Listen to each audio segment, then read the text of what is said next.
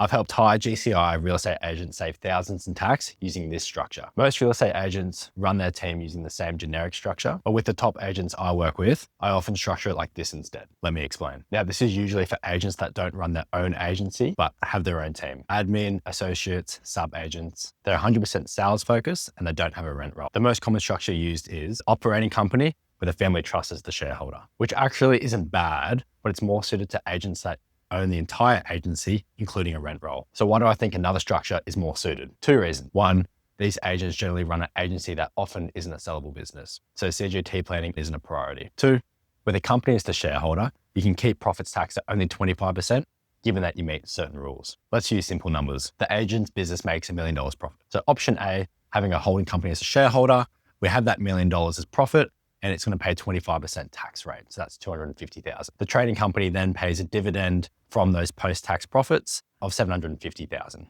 It then pays a dividend down to the holding company, which also pays 25% tax. Because the operating company has already paid 25% tax on those profits, when the holding company receives the dividend, it can use the tax credits already paid, which means there'll be no tax top-up. Option B, having a trust as a shareholder and distributing a dividend down to a bucket company. Instead of paying the $750K dividend to a holding company, it pays it down to a family trust, which then distributes it to a bucket company. Different rules apply to a bucket company, and the income is considered passive income, which means it pays 30% tax instead of 25%. So that's an extra 5% on $1 million.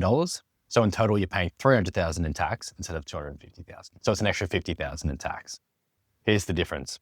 Over several years, this is a significant amount of tax saved. That's why top agents structure differently. Smarter agents use that surplus to compound wealth, manage funds, investment properties, even developments. And it can help avoid Division 7A issues. DM agent if you want to learn more.